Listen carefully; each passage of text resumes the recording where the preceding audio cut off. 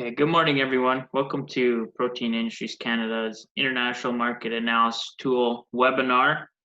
Before we get started, I would just like to note that this session is being recorded and will be made available in the coming days for anybody that has technical issues or has to run. You will be able to catch this whole session in the future. Like I said, this is our International Market Analysis Tool webinar. We'd like to do a quick round of introductions. My name is Carson Sinclair. I'm the program coordinator at Protein Industries Canada. My role today is to help facilitate any technical issues and assist you with anything that may be not functioning properly, as well as moderating the Q&A session near the end of the webinar today. I'd like to let Camilla introduce herself next. Camilla. Hi everyone. I'm Camilla Jurger, Ecosystem Development Manager with PIC. My role with PIC is to manage capacity building projects, and I will be doing a quick intro just before I introduce Euromonitor. Great. My name's Bill Carroll. I serve as a senior consultant at Euromonitor on our government and trade team. So I work with government departments as well as trade associations to apply our research. And I do a lot of work in Canada, so work with agricultural associations as well as different federal bodies in Canada. So I very well may have spoken to some of you on the line today, and we're really excited to be working with PIC on this study and to present the project today. Hi everyone, my name is Bridget Corcoran. I'm a consultant at Euromonitor International, and I had the pleasure of working directly with both Carson and Camilla to develop this scorecard tool. I'm very excited to be here today to share with you the results of our work and take you through how to use the tool. Awesome, thanks team. So just to do a quick overview of what we're going to cover today, we went through the welcome and round of introductions. Next, I'll bring in just a quick brief overview of some of the tools and features you can use during the webinar to be able to interact with us. We will also overview how you can access the tool and where to find the tool. And then we'll move into an introduction to Euromonitor, as well as the usage of the tool and how to navigate the scorecard feature. And we will highlight the priority market report and walk you through how that report was developed. And to finish off, we will do a Q&A session at the end of the presentation. So to start off, I would like to just show you at the bottom of your screen, if you're using a computer, I believe for mobile or tablet devices, this may be at the top of your screen. There is the audio settings button. Obviously, you can find here any settings you need to adjust to be able to improve your audio for today. If you're having any issues with that, this is the best place to start. If you are experiencing any more difficulties, please use the chat feature. You can message myself and I will be able to try and help you through anything I can. We are going to use the Q&A feature for asking questions. We ask that you pose questions throughout the entire presentation. We will pause in the middle of the presentation to answer some of these Q&As, as well as do a bit of a roundtable Q&A at the end. I would like to highlight that there is an upvoting feature within the Q&A. You'll start to see this once some questions start to filter in. It looks like that thumbs up. This helps us curate a list that everybody is very interested in getting answers for. This button, if you click it, will put the question to the top of the list and help us identify which ones we should answer first. And we usually have polling, but today we will not be using a polling feature, so that is okay. And then next, I would just like to pass it over to Camilla to introduce where you can find this tool and how to access it. Awesome. Thank you, Carson. So yeah, good morning again, everyone. Thanks again for attending this webinar. Protein Industries Canada is very pleased, very happy to offer our members the Euromonitor tool. And today, the objective is really to walk you through the work that was done over the last few months and also share a few insights on international markets. I'd like to kick off this session by explaining the purpose of the work we've done with Euromonitor. So the purpose of this market analysis was to understand the top countries that offer opportunities for plant protein for Canadian companies, and also to create a tool that will assist our members understand key market data and prioritize their international efforts. So really is to help guide decisions on which markets to pursue. Euromonitor will be mentioning that this tool is not static. So the list of the top 15 markets Euromonitor cover on the report is based on different criteria and on different weights. So you will see that when Bridget will walk you through the scorecard, but changing the weights or any data updates will be changing the ranking of the top 15 countries, which I think is a very cool feature of the tool, but just be mindful of that. So we will probably be bringing another update soon. So this could potentially change the list a little bit, the ranking of the top 15 countries. Talking about where and how to access the international market analysis tool on our website. So if you haven't downloaded the scorecard yet, so I highly recommend you to log in to PIC's website on the member area and check it out. So it's, as you can see on the screen, when you go into the member area, you can see on the left side International Market Analysis Tool, and also at the main page of the member portal. I highly recommend it to really go and play with the tool and really learn how to use it. And we're going to be, as I said, walking you through a little bit here today. If you have any questions after the presentation, feel free to get in touch with us. One thing it's important to mention is that both the tool and the report, they are for PIC members only, not to be shared outside your organization when you download them. And if you're not a PIC member yet, please also continue on the webinar today, because one, Euromonitor will be sharing some valuable insights and presenting some of the results, some of the drivers of plant protein in different countries. So I'm pretty sure you're going to learn something on the markets that we've identified.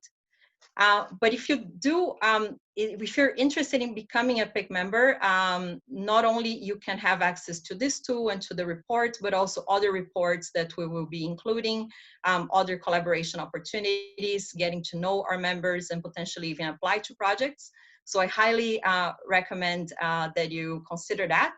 And if you'd like to learn more on how to become a PIC member, please reach out to Carson or myself after the webinar, or even send a message through the Q&A, through the chat. One more thing, so when you have the opportunity to download the tool and the report and explore it, please do feel free to send us feedback. We would love to know how your experience is going, if you had any difficulties understanding the content and understanding the scorecard. Maybe you have some suggestions on data, on what data is missing or what could be included in the future. And for us, it's very continue to learn and really provide valuable tools and insights to our membership. So ultimately, what we're looking for is really to provide help to companies so as they explore international markets. And one last thing before I pass on to Euromonitor. So over the next few months, we're going to be sharing some fact sheets on key markets based on Euromonitor's data. We'll be also organizing some webinars together with Global Affairs Canada to explore how to do business with some of the top markets we've identified. So stay tuned. We're going to be sending more information on these webinars. So now I'd like to pass on to Euromonitor to start the webinar. And thanks again for everybody for attending our session today. And please send your questions through the chat. Thank you. Awesome. Thanks, Camilla. I'm going to stop sharing my screen. And Bridget, you are free to share your screen now. And Bill, please take it away. Great. Well, while we kind of transition over, again, my name's Bill Carroll. I serve as a senior consultant here at Euromonitor. What we're planning to do is I'll just provide a very quick introduction to Euromonitor for those of you who aren't familiar, and then I'm going to hand it over to Bridget Corcoran, who served as the lead research consultant for this project and for the creation of the Scorecard Tool and the report that we'll be presenting today. So for those of you who aren't familiar with Euromonitor, where I like to begin in terms of introducing us is just our name. I think sometimes it can cause some confusion and people think that we might only research Europe. But the reason we're called Euromonitor is we were founded in 1972 in London, and at the time our company just researched the European countries, thus the name Euromonitor. But since that point in time, we have significantly expanded. So today we operate 15 global offices and employ a network of research analysts stationed in 100 different countries that report up to our global offices. So we are now truly a global company, a global research company, and we do research across the entire world. In terms of the services that we provide off-the-shelf research on a range of different sectors, and where our clients have questions that go above and beyond the research that we provide off the shelf, we can leverage our research network to conduct custom research to answer our clients' kind of tailored focus questions. But what I want to say in terms of our off-the-shelf research is we have a very concerted focus on researching the food and beverage sectors globally, as well as the ancillary sectors that feed into food and beverage. So ingredients, retailing, packaging. We conduct research on that universe of sectors globally. And we are one of the leading providers on that type of research. And so our research is used by, we work with the majority of the leading food and beverage companies, as well as hundreds of small and medium-sized food and beverage companies. Outside of the private space, we work with many federal departments of agriculture, including Ag Canada, a leading provider of international research to the USDA, and many other federal departments of ag. Outside of that, we work with hundreds of agricultural associations to do support with trade promotion. So we really are invested in developing very high quality, trusted, respected research on the food and ingredient sector. The final thing I'll say in terms of this introduction is we did leverage some of Euromonitor's research in order to support the development of this scorecard tool, both data on the food and beverage sector and on specifically protein ingredients used in food and beverages. But we also used a lot of the data that we gather, economic indicators that we gather and standardize across different countries as well. In terms of our ability to gather information, I talked about our research network. And what Euromonitor is doing is kind of a core concept of our research is we're conducting a standardized research methodology across all of the countries that we research. So our research teams in markets are doing the same thing, whether they're in China, whether they're in Canada, whether they're in the US or Europe. And so what that allows us to do is develop cross-comparable data across every market. And then organizations can use that data to begin to identify the highest potential country markets, within a country market, the highest potential end use food categories that they might want to sell their commodity into, within that food category, the highest potential companies and partners that they could sell to. And so a key component of the research that we put together for Protein Industries Canada was beginning to help the organization understand where are the highest potential country markets to sell Canada's plant-based protein inputs and products. And so that's what we're excited to present to you today. And so I'll be handing over the mic to my colleague Bridget, who again served as the lead research consultant for this study.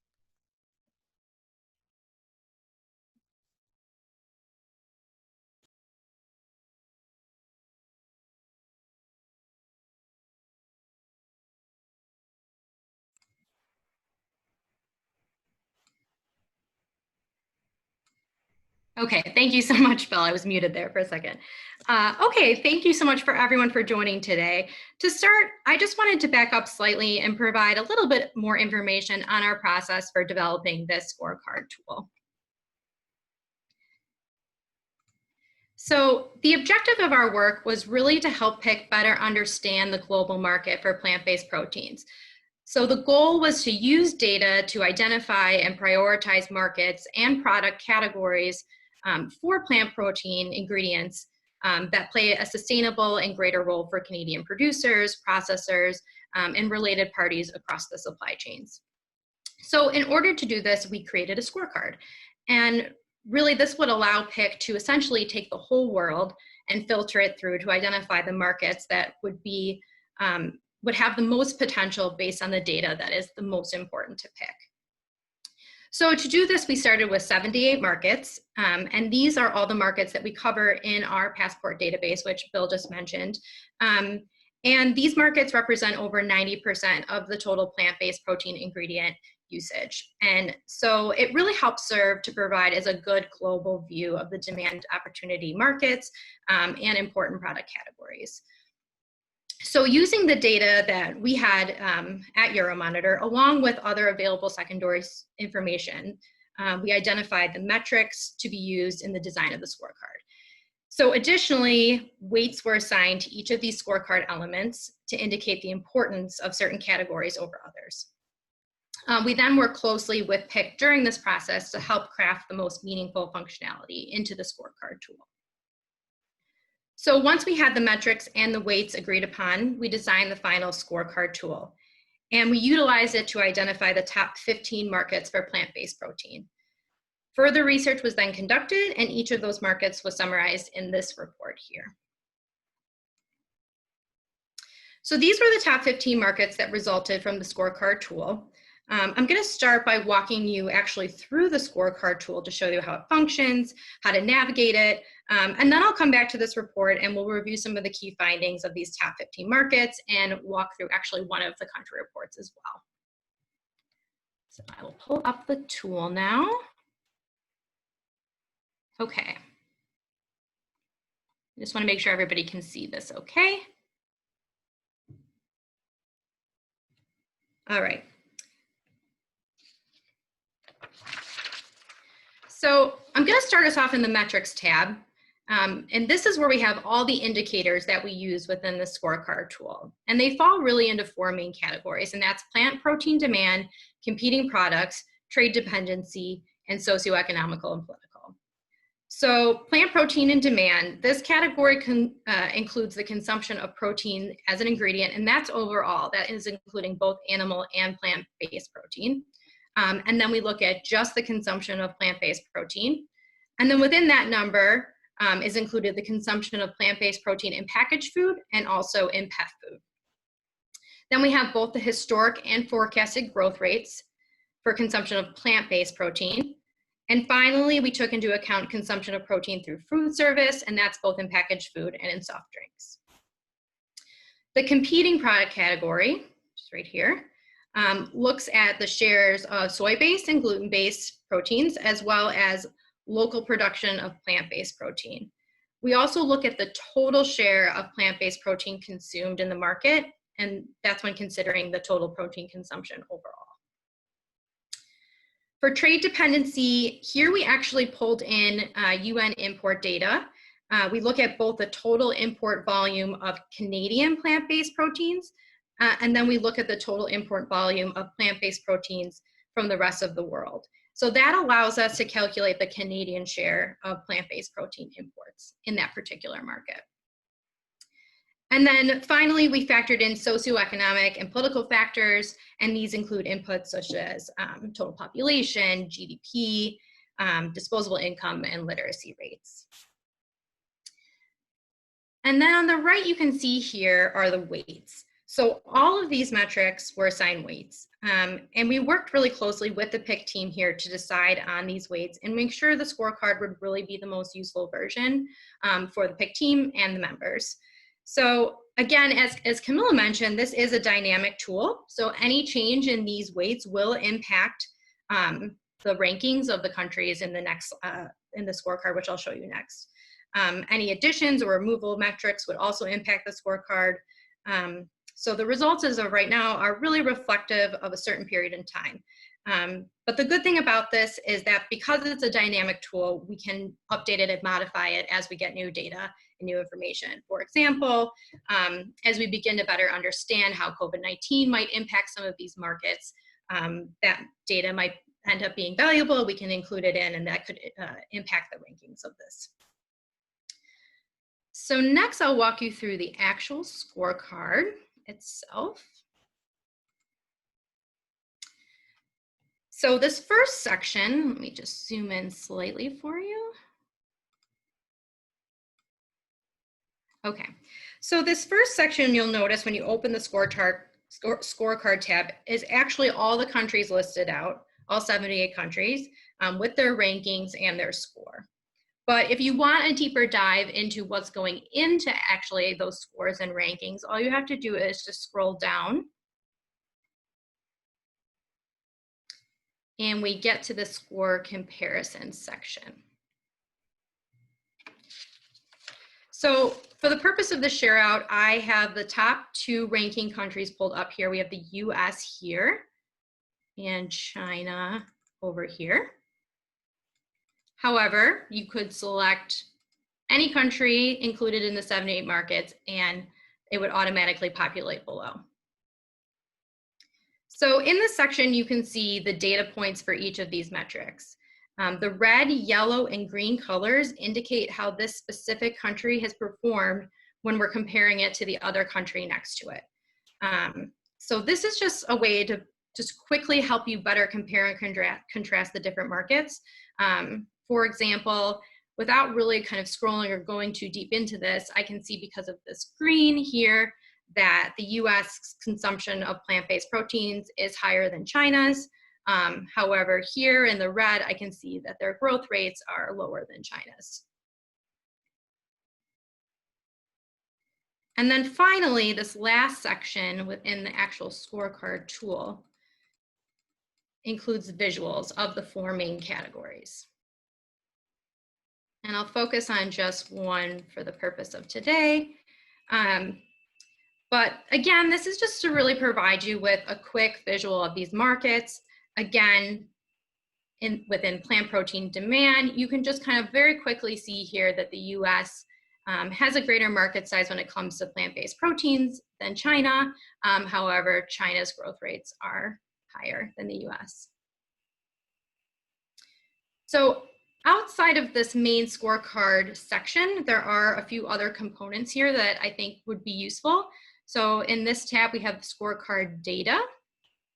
And this tab really allows you to filter through all the data we use to develop the scorecard. So you can select any specific data point or a combination of metrics or markets, and then review that data specifically. So just as a quick example, if I wanted to look at just Argentina, only Argentina data would pull up here. Or if I wanted to look at the whole world, but just, for example, adult literacy, that would populate here. So again, just another way to review the data that was included in the scorecard. We also have category definitions. And this is just to help you better understand how each category was defined throughout the course of the scorecard, and then when we're referencing these different categories throughout the report as well. And finally, we have all of the UN trade data that was included. Similar to the scorecard data, you can filter through based on market or based on commodity or a combination, and as available, see the data from 2013 through 2018. So before I move back into the final report, I just wanted to see if we have any questions on the actual scorecard functionality at this time. Yeah, thanks, Bridget. At this time, if there's any questions, please pose them into the Q&A section. We'll pause here for a minute or two. If no questions come in, we'll continue on and come back for a Q&A session near the end of the presentation. But we just wanted to give you an opportunity to ask questions about the scorecard specifically here.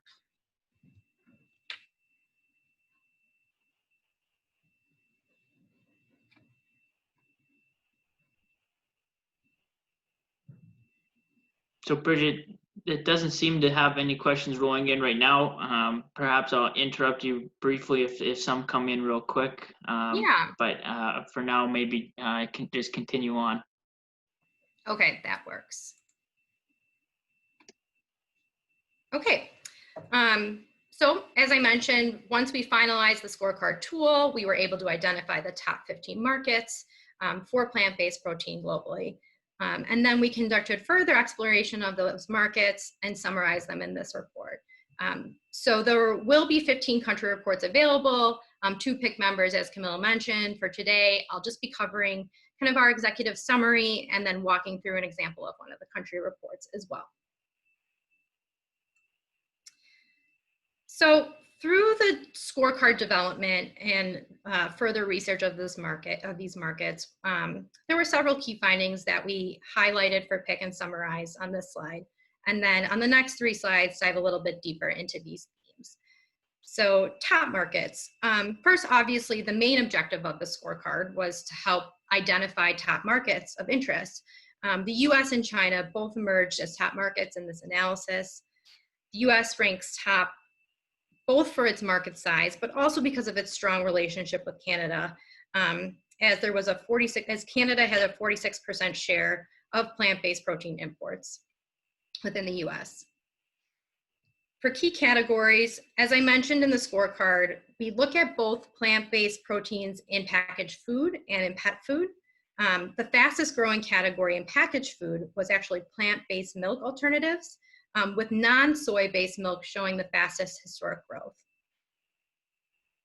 And then finally, what's next? And what markets are we seeing emerge in this space? Mexico has both the highest historic and forecasted growth out of these top 15 markets. And this has been primarily driven by pea-based protein. And then Turkey is also expected to see an increase in demand for plant-based proteins going forward. And I'll go a little bit more into these markets in one of the following slides. So here we have kind of a nice bubble chart, and it plots the top 15 markets all together. So you can see again, visually, like in the scorecard, how they compare to one another. And the bubble size represents volume consumption in tons, and where they're plotted on the chart represents growth. So the x-axis is actually historic growth, and the y-axis here is forecasted growth. So you can see pretty easily that, for example, China, that ranks second, is one of the largest markets just based on its size here. But it also has very strong historic and forecasted growth when compared to some of these other markets included. A couple other data points on China that we've included here are that it consumed nearly 97% of all its plant-based protein through packaged food in 2018. So not much of a pet food plant-based market. And then out of all the plant-based packaged food, about 71% was sold as meat substitutes. You can also see Mexico here in the top right corner, and that's really pulling apart from the rest of the markets when it comes to both the historic and forecasted growth.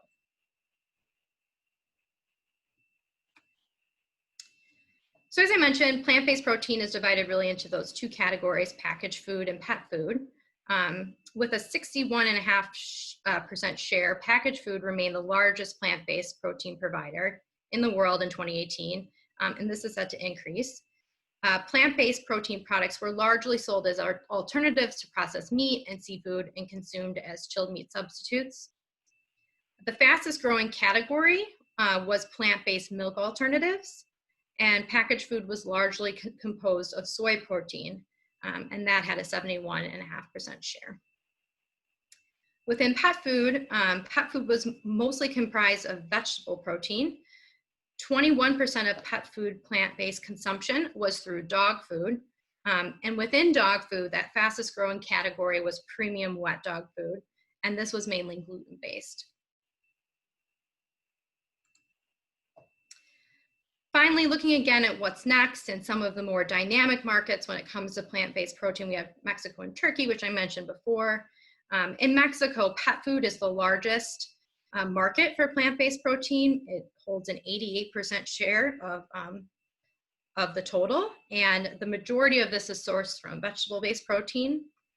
In both Turkey and Mexico, we were able to see a rise in demand for non-soy-based milks as well.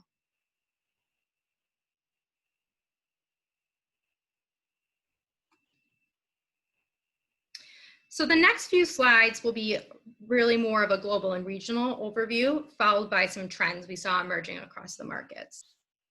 So on this slide, we can see the total global demand for plant-based proteins.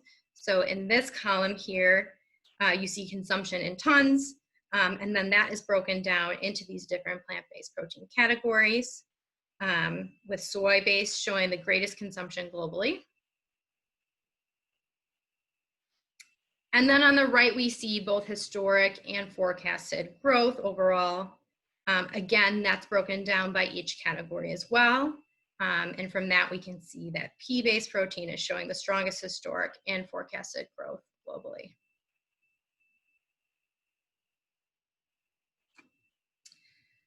So next is a regional overview of the demand for plant-based proteins. And this allows you to see consumption in tons and in growth rates as well, but broken down in a more regional manner. So in these white boxes here, you can see that volume consumption as well as those growth rates. And then you're also able to see both how that total market is broken down into these different plant protein-based categories. So for example, we can see that APAC is the largest consumer of soy-based protein regionally.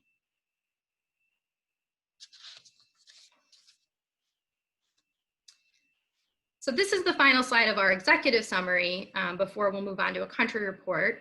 But through the course of researching these top 15 markets, we did find some common drivers for plant-based proteins and have summarized them here. So first, a rise in veganism and flexitarianism is really pushing consumers to limit meat in their diets and replace their daily protein intake with plant-based sources. We also saw environmental concerns and animal welfare awareness have helped encourage consumers to seek more plant-based sources of proteins as they become more aware of how meat and dairy supply chains may contribute to global warming. Health and wellness trends have also helped drive plant-based proteins as a way to combat obesity-related diseases. Additionally, rising awareness of food intolerances, especially those, especially lactose intolerance, has helped drive sales of milk, plant-based milk alternatives. And then finally, industry innovations are getting more successful at mimicking the texture and the taste of meat and dairy. Research and development in plant-based meat alternatives have been largely focused on trying to replicate the taste and the texture of actual meat and dairy. And this is expected to enhance the adoption of these products by new consumers, as this has historically been considered a barrier.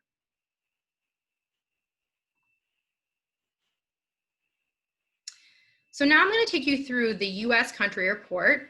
We picked the US as it ranked #1.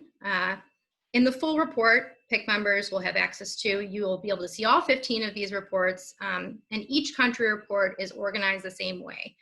So I did want to go through one of these reports so that just everyone understood what information was included on each slide, and then you'll be able to more easily navigate this when you take time to look through it on your own.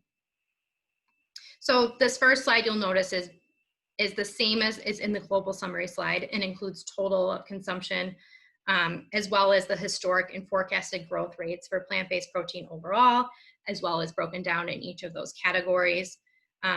Here we see that while US consumption is mainly vegetable-based, right here, the highest growth rates are seen in the pea-based plant protein.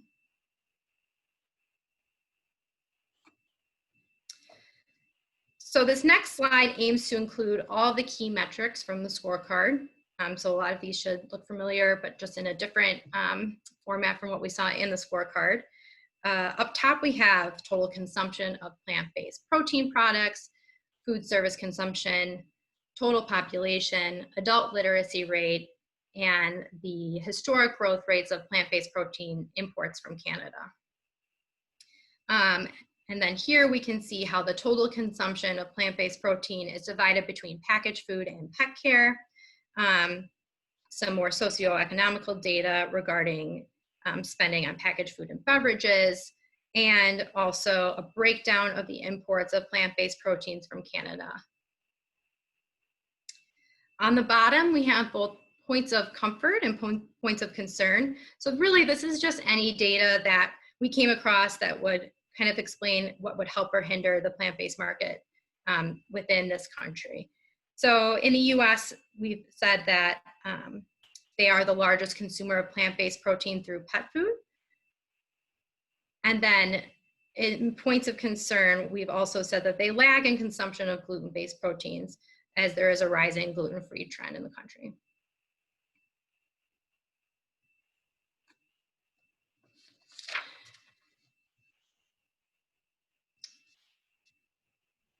So this final slide within the country report really aims to highlight popular or up-and-coming plant-based, oh, sorry, one second, skipped ahead.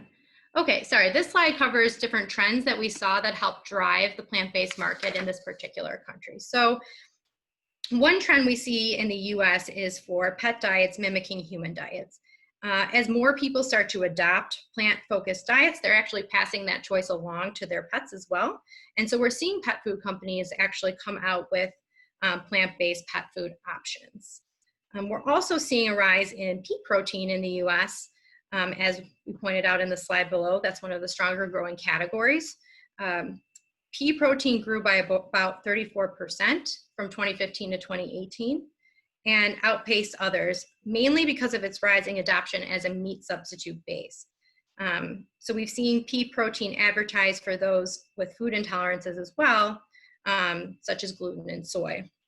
And it's also been used as a texturing agent, allowing manufacturers to produce products which are more closely resembling actual meat. Other trends mentioned here, I think, are pretty similar to the ones that we saw in the global summary, which is something you'll find kind of throughout the country reports, as there were a lot of common and key themes.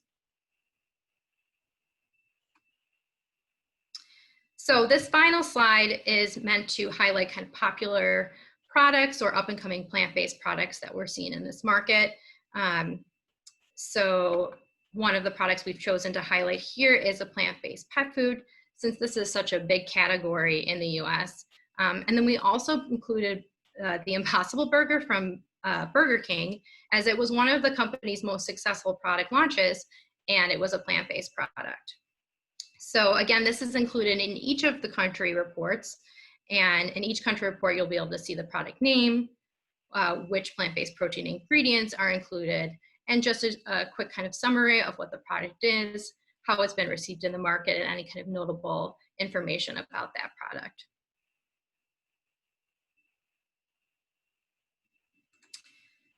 So that concludes the section of the report. And so I think we can move on to questions with the remaining time we have. Awesome. Thanks, Bridget. Do you mind stop sharing your screen for the question section? I would just like to start off by pointing out to our participants that we will use the Q&A function. Please pose your questions in there. We did answer 2 questions quickly within the feature. So if you open up the Q&A section, you will see an answer tab at the top. You can review those answers. But to maybe just to begin and to review for everyone, Camilla, do you mind elaborating on the question about, is there any data on plant-based proteins being produced in each Canadian province or regionally within Canada? Yeah, so thanks, Carson, and thanks for everyone who asked the question. It seems to be a popular question, so definitely my pleasure to address that. So this particular report with Euromonitor did not focus on particular provinces, but focused on international markets. So all the stats, all the statistics, all the data are from international countries. When we look even on the import data that we have on the UN tab that Bridget showed, it's basically imports of Canadian products into different countries, but we do not have a breakdown by province. We would have to check if this information, what level of information is available, feel free to contact me after the session, and we can talk a little bit more about the data. Awesome. Thanks, Camilla. So the next question just came in from Laura. She asked that we mentioned trends that drive people to purchases. Bridget, is there anything about the demographics of people that purchase, you know, like men and women, or men versus women, age, income, etc.? I don't think we included kind of any specific demographic information. I'm trying to recall through all of the country reports if we might have pulled in some of our Euromonitor lifestyle trend survey information that might include some kind of information on how maybe different demographic groups responded to certain questions that might pertain to their purchasing habits. It wasn't kind of a specific data point that we pulled in, but there might be some kind of qualitative information put in there throughout the report. I just don't remember off the top of my head in every country. Yeah, of course. Thanks for that. And just touching back on the US portion, we have a question asking about if there's an increase in the Shelfstable. So just wondering if there's additional insight into the length of Shelfstable, 30 days, 2 years, if there's any kind of information on that. I don't think we have that specifically, Bill. Yeah. Yeah, did you want to jump in there? Sure, yeah, I can. So I don't think within the scorecard that was a metric that we included, though Euromonitor does. We track meat alternative products globally, so we do have data, and we relied on that data heavily for the study, so the 79 markets that we covered. And the way that we break down meat alternative products is we do actually break down and have a category of shelf-stable meat alternatives. So within our data, that's something that you'd be able to look at and see sales for shelf-stable meat alternatives historically, and then our forecast sales. Though that I don't think was an indicator that we looked at, but rather we included within the scorecard aggregate data, so it didn't break down to the level of shelf stable, just within this scorecard. And again, to this question and the question of actual demographic trends that are driving consumption, we didn't, within this study, the goal was to take the entire globe and begin to, of all of the countries, begin to identify the leading countries. And while we provided a report on those leading countries, it was, the act was to move down from the top of the funnel to the priority markets. And so we didn't quite do a deep dive of those priority markets, but rather got down from the globe to that level. And so some of these more granular questions just weren't the goal for this study, but they're obviously very, very important questions. As once you get to these priority markets, there are certain demographic features and granular product sales data that's important to understand. Great, thanks, Bill. And will you be able to touch on, you know, how often this information will be updated going forward? Yeah, and that's depending on, I would kind of turn to Camilla. That's something that we can work on a regular basis. Obviously, like Camilla had mentioned right at the top of the call, that this is a dynamic tool, and it absolutely is. It's about feeding new data into the tool, and so obviously a big change now compared to, you know, just a couple of months ago is the COVID-19 and how that's going to affect global trade. And so as new trade data gets published, certainly that can be fed into the scorecard. Additionally, you know, Euromonitor is updating a lot of our sales figures in terms of plant-based protein consumption, and revising our forecast based on COVID, and that can all get fed into the scorecard as well. So the frequency of update is kind of up to PIC and kind of how they want to proceed with that. Yeah, for sure. I understand that Euromonitor usually updates their data once a year on a bigger scale as well. we're definitely considering that. It all depends, on how our membership is using the tool, but definitely we are looking into next steps and even more of a deeper dive into some of the markets. So that's why, as I mentioned at the beginning, your feedback as you use the tool, as you consult the reports, is very important. So we can really tailor and have information that is useful to our members. As a segue, I know that we have a few other questions, but I wanted to ask Bill and Bridget, do you see some of the trends that you mentioned before? Do you see a big shift now with everything that is going on in the world with COVID? How is Euromonitor seeing all of that? Yeah, so I think this is, in terms of plant-based protein, well, obviously, this is an opportunity and a threat for every sector, and initially, it's not a good situation for anyone. Be very clear about that. Economically, not only is it a health crisis, but it's an economic crisis as well, and it's happening everywhere. So that to be addressed, but I think there's a lot of opportunity, and a big arching trend that we see is that people are and this was happening before COVID. People are very concerned with their health, more so than they've ever been before. And with this health crisis, people are going to be more concerned about their health. And so healthy products are good, unhealthy products are bad, and plant-based protein products are seen as healthy. And so this is a lot of the trends point in the direction of consumers demanding more healthy products, and plant-based protein products happen to be in that category of healthy. And so that's and even within it, as you parse it, not all of them though.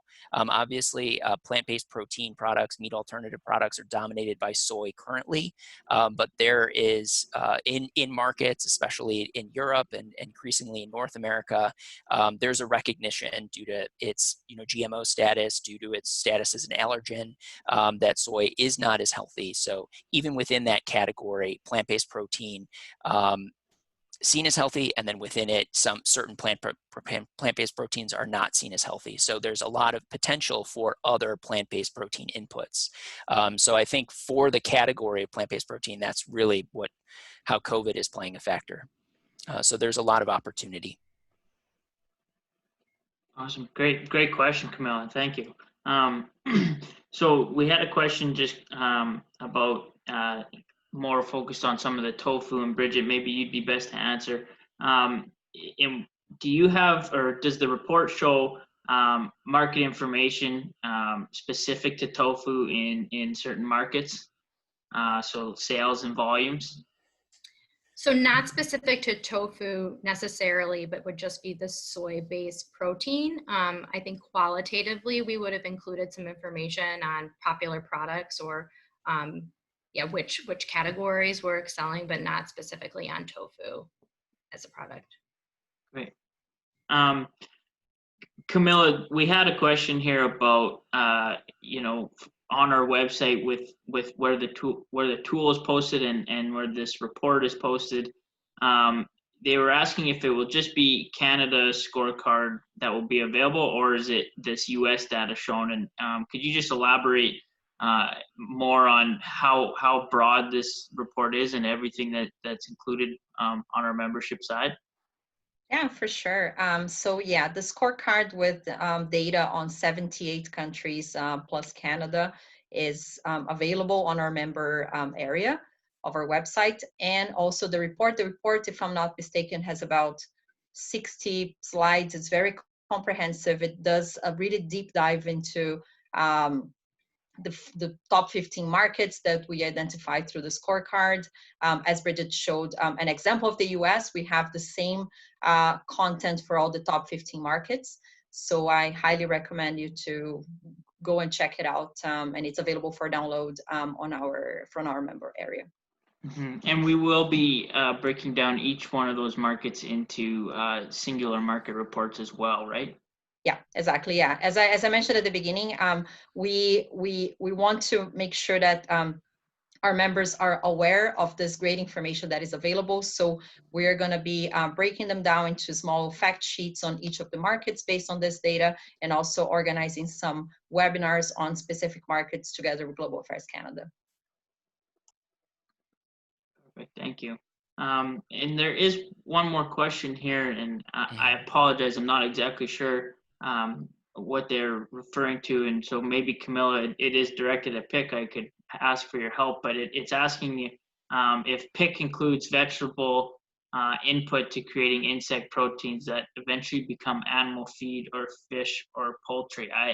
I'm curious to know, and maybe Tamara, you could respond again if you're asking if we accept those types of projects within our funding stream, or if you're asking more on the data side. But Camilla, do you have any input? Yeah, if it's on the definition, I don't think we're including, but Bridget, if you can confirm. Right, so within our definition of the plant-based protein consumption, we're looking at packaged food and pet food as those two main categories that are feeding into that. So if I'm understanding it correctly, this sounds like maybe it's animal feed they're talking Yeah, that's about? that's my understanding as well. Bill, sorry, did you have something to add too? Yeah, no, that's absolutely right. So what we're looking at was just you know, kind of consumer product, the use of plant-based inputs into consumer products, so packaged food and pet food, as Bridget just mentioned. Or was the question also asking about our definition of ingredients, so of vegetable protein, and does that include insect protein? And so the answer to that is no, that wouldn't be included in vegetable. And at the moment, it's not included in because we also look at animal-derived protein as well. And so currently our animal-derived protein figure does not include insect protein, if that was the question. Yeah. Well, great addition, Bill. I appreciate that. And for Tamara's sake, in regards to projects, I would just ask you to reach out to us, and we would love to get you in touch with our technology team to be able to better respond to that and be able to cover that for you. We consider all kinds of feed projects, so I definitely believe that is an area we focus on, but I just want to ensure that when we're talking about specific projects, getting a better understanding of what you may be working on, and letting our technology team assess and have a better idea of what exactly you're trying to achieve. So there are currently no other questions. I would like to just open it up and ask, any final questions from participants. Please post them, and we have about 5 minutes left. But if there is no others, I'd like to thank everybody for coming today. We really appreciate Euromonitor's work on this. It's been a really great and exciting report to get, and we believe it'll have a lot of value. Camilla, do you have any last remarks? No, I would just thank everybody as well. Thanks Euromonitor to this great work that was done over the last few months. And again, I would encourage everybody to go on our website, our member area, download the tool, download the report, reach out to us with comments, feedback, or questions. And as we really want to make sure this is a valuable tool to our members. And stay tuned for the next webinars we're going to be hosting soon on different markets. And so just one last quick question did come in, and Bill, potentially you could answer this. Is it possible to get a copy of your lifestyle trend survey? So the lifestyle, if that is a part of, so a lot of the research that we provide to clients is provided by an online subscription. And so our survey is, because it's quite a large survey, it's across many different countries, it covers different sectors and topics. So it is provided through that online database, given its size and scope. And so if there is interest, I would be happy to have a conversation with anybody offline to talk about the different ways that you could access it via either like a targeted extract or an actual subscription to it. But it would be kind of one of those would be the channel by which you would access it. So kind of quick answer, no, it's not something that I can just easily send out. It would require a bit of a conversation before we talked about, the best way to provide access. Great, thanks. And for anybody that is interested, if you need contact information for anyone at Euromonitor as well, we can definitely connect you. So without further ado, I suppose we are approaching the end. Again, I'd like to thank everybody for coming. Bill and Bridget, if you have any final remarks, we appreciate your guys' time and everything you've done to put this together. Likewise, it's been fantastic working with Protein Industries Canada, and we certainly look forward to continuing to support the team there as you support the members in using this tool. The goal was to get all of the data that we could to, in an analytical way, begin to rank the highest potential country markets for plant-based protein. And so this gets beyond anecdotes or what we think is the highest potential opportunity, and to use some hard metrics to begin to answer that question. And it's a first step in a process, and we look forward to supporting PIC with that and future steps down the road. So thank you. Great, and I would just like to thank Carson and Camilla for your partnership through the course of the project. Your inputs were really valuable, as I said before, in making sure that we delivered the most impactful final report for PIC and its members. So thank you both too. Thank you. Thank you, everybody. Well, with that said, we will close and end the webinar. If you have any feedback, please feel free to reach out to us. Have a great day. Thank you.